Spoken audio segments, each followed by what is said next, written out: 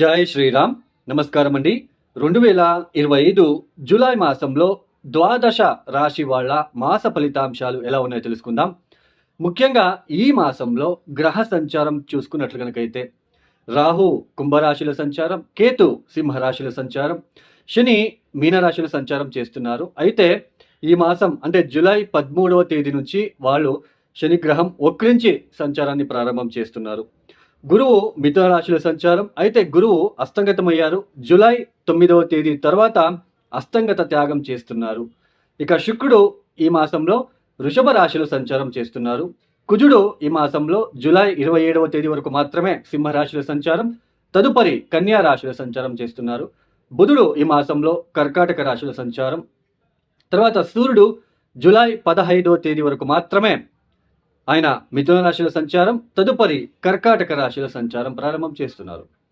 ఈ ఏదైతే గ్రహ సంచారం ఉన్నదో ఈ గ్రహ సంచారం అనేది ఈ గ్రహ సంచారం నుంచి ప్రపంచవ్యాప్తంగా ప్రాపంచిక విషయంలో అంతగా బాగోలేదండి.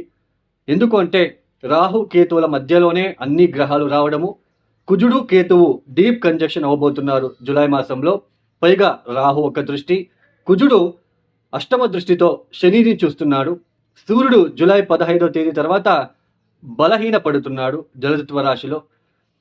తర్వాత జూలై 27వ తేదీ తర్వాత కుజుడు ఎక్కడైతే సింహరాశిని వదిలి కన్యరాశికి వస్తున్నాడో, కన్యరాశిలో కూర్చొని వక్రించిన శని మీనరాశిలో, మీన కన్య సమసప్తక దృష్టిలో ఇద్దరూ చూసుకుంటున్నారు. కాబట్టి కాస్త ఒడిదుడుకులు ఇబ్బందులు ఎక్కువగా ఉంటాయి ప్రపంచిక వ్యాప్తంగా కూడా.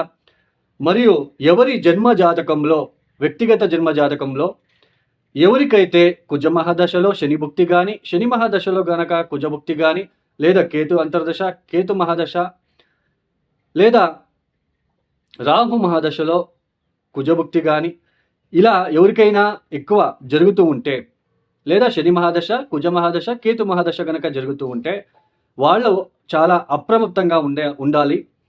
వాళ్ళకి కొద్దిగా ఇబ్బందులు ఎక్కువ సూచనలు ఉంటాయి. ఎందుకంటే మీ జన్మజాతకంలో దశానాథుడు ఎక్కడున్నాడో చూసుకోండి, అంతర్దశానాథుడు ఎక్కడున్నాడో చూసుకోండి. ఇప్పుడు గోచారంలో మీ జన్మజాతకంలో ఉంటున్న దశనాథుడు గోచారంలో ఎక్కడున్నాడు, మీ జన్మజాతకంలో ఉంటున్న అంతర్దశనాథుడు ఇప్పుడు గోచారంలో ఎక్కడున్నాడు, ఈ రెండు మ్యాచ్ చేసుకుంటే ఫలితాలు ఎలాంటి ఫలితాలు రాబోతున్నాయో మనకి ఈజీగా అర్థమవుతుంది. సో ఈ కుజ మహాదశ, కేతు మహాదశ, ఈ శని మహాదశ గనక జరుగుతున్న వాళ్ళు కాస్త అప్రమత్తంగా ఉండాలి. ఇన్వెస్ట్మెంట్ విషయంలో కావచ్చు, ఇక ఇతర ఏదైతే వృత్తి వ్యాపారంలో కావచ్చు, కొంచెం జాగ్రత్తగా మీరు ముందడుగు చూసుకుంటూ వేసుకుంటూ వెళ్ళాలి. ఇక ఒక రాశి గురించి మనము తెలుసుకుంటూ వెళ్దాం. 2025 జూలై మాసంలో కుంభ రాశి వాళ్ళకి ఎలాంటి ఫలితాలు రాబోతున్నాయో తెలుసుకుందాం. ఈ మాసంలో శుక్రుడు చాలా అభివృద్ధిదాయకంగా యోగిస్తున్నాడు, శుభ ఫలితాలను ఇస్తున్నాడు. పంచమ స్థానంలో గురువు గారు యోగిస్తున్నాడు. 6వ స్థానంలో బుధుడు కూడా యోగిస్తున్నారు. తర్వాత జూలై 15వ తేదీ తర్వాత సూర్యుడు కూడా యోగిస్తున్నారు. అంటే 4 గ్రహాల యొక్క శుభ ఫలితాలని కుంభరాశి వాళ్ళు అందుకోబోతున్నారు. ఈ కుంభరాశి వాళ్ళకి ముఖ్యంగా శని ద్వితీయ స్థానంలో ఉండడము, ద్వితీయ స్థానంలో జూలై 13వ తేదీ తర్వాత వక్రించడము, ఆ వక్రించిన శనిని కుజుడు కూడా చూడడము, ఆర్థిక విషయంలో, కుటుంబ విషయంలో చాలా ఇబ్బందులు వచ్చే సూచనలు ఉంటాయి.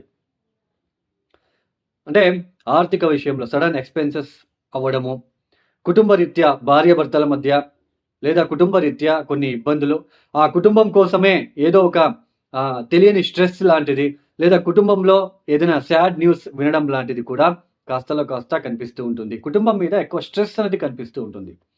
అది కుటుంబంలో కావచ్చు, ఆర్థిక విషయంలో కావచ్చు, ఎక్కువ స్ట్రెస్ అనేది మీరు చూస్తారు. తర్వాత ఈ సమయంలో పంటికి సంబంధించినది, అంటే టీత్కి సంబంధించినది, నోటికి సంబంధించిన విషయాలు, ఏదైనా పెయిన్ లాంటిది, అలర్జీ లాంటిది ఇక్కడ ఈ ఒక మాసంలో చూసే ఆస్కారాలు ఎక్కువగా ఉంటాయి.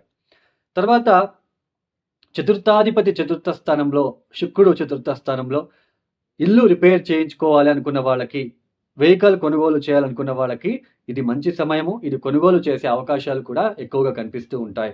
ఎవరికైతే శుక్రభుక్తి, ప్రత్యంతర భుక్తి, శుక్ర మహాదశ జరుగుతూ ఉంటే 100% మీరు వెహికల్ రిలేటెడ్, తర్వాత ఇంటికి సంబంధించిన విషయాల్లో అభివృద్ధిదాయకంగా మీరు చూస్తారు. మానసిక ప్రశాంతత కూడా ఉంటుంది అని అర్థం.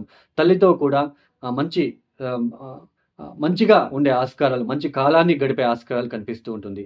ఇక పంచమ స్థానంలో గురువుగారు ఉండడం అనేది సంతానం విషయంలో, సంతానం నుంచి కొంచెం లాభసాటిగా ఉండే ఆస్కారాలుంటాయి. సప్తమ స్థానంలో కుజ, కేతువులు గ్రహాల ఏదైతే కలయిక ఉందో, భార్యాభర్తల ఒక విషయంలో జాగ్రత్తగా ఉండండి. మీ భార్య లేదా మీ భర్త ఒక వాళ్ళ నుంచి దూకుడుతనం వాళ్ళు ప్రదర్శన చేస్తూ ఉంటారు మీ మీద. సో, ఇలాంటివి ఎక్కువగా ఉంటాయి. వాళ్ళకి కోపం ఎక్కువ అవ్వడము, లేదా వాళ్ళకి స్కిన్ రిలేటెడ్ అలర్జీ లాంటిది, లేదా వాళ్ళకి ఏదైనా హెల్త్ రిలేటెడ్ డిస్టర్బెన్సెస్ లాంటిది ఎక్కువగా అయ్యే సూచనలు. వాటి వలన కూడా ఎక్కువ మీరు ఎక్స్‌పెన్సెస్ చేయవలసిన ప్రమేయం ఏర్పడుతూ ఉంటుంది. ఈ యొక్క కుంభరాశి వాళ్ళకి ఈ ఒక మాసంలో. ఇన్వెస్ట్‌మెంట్ చేసే విషయంలో కూడా మీకు బాగుంటుంది.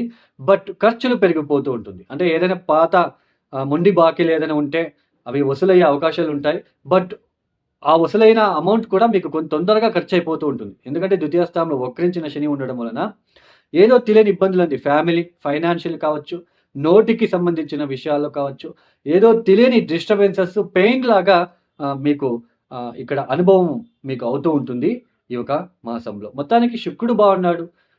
తర్వాత బాగున్నారు. బుధుడు కూడా బాగున్నాడు. బుద్ధికారకుడు బుధుడు 6వ స్థానంలో ఉండడం అనేది మంచిగా ఉంటుంది అనే అర్థం. ఈ సమయంలో కొత్త రుణాలు చేసే ఆస్కారాలు కూడా ఉంటాయండి. ఎందుకంటే పంచమాధిపతి 6వ స్థానంలో ఉండడము, కొత్తగా రుణాలు ప్రయత్నం చేయాలి. కొత్తగా బ్యాంక్‌లో అప్పులు చేసుకోవాలి. ఆహ్, అప్పులు తీసుకోవాలి అన్నట్టుగా మీ మైండ్ అనేది వర్క్ అవుతూ ఉంటుంది అనే అర్థం. మొత్తానికి భార్యాభర్తల మధ్య చాలా జాగ్రత్తగా ఉండండి. మూడో వ్యక్తి ప్రవేశమయ్యే సూచనలు ఉంటాయి కాబట్టి చాలా జాగ్రత్తగా ఉండే ప్రయత్నాలు చేసుకోండి. మిగతా అంతా పెద్దగా డిస్టర్బెన్సెస్ ఉండదు. మీకు ఒక రికగ్నైజేషన్, మంచి గుర్తింపు ఇవన్నీ ఉంటాయి. The thing is family financially నోటికి సంబంధించిన విషయాల్లో కాస్త డిస్టర్బెన్సెస్ ఉంటుంది. ఫైనాన్షియల్ అంటే ఎక్కువ ఖర్చులు పెరిగిపోతూ ఉంటాయండి ఈ సమయంలో. ఖర్చులు ఎక్కువ అవుతూ ఉంటాయి ఈ సమయంలో మీకు.